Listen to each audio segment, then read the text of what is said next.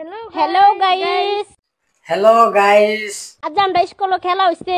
আজকে তুমি স্কুলে খেলা আছে, তা কয়বার খেলা দিছো? না মানে কি কি খেলা দিছো?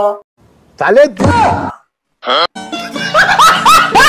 বল খেলা হইছে, কবাডি খেলা হইছে, দৌড়া খেলা হইছে, আবার ডান্স দিছে, গান কইছে, সব গানও কইছি, ডান্সও করছি। হ্যাঁ, তা গানও কইছো, ড্যান্সও দিছো।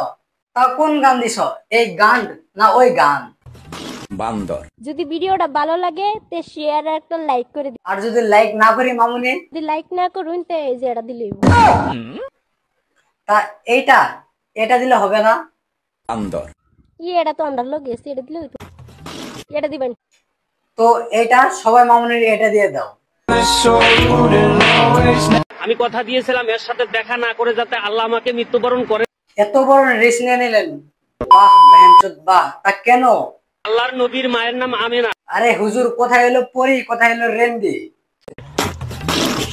আরে বেহেনচোদ না মানে হুজুর।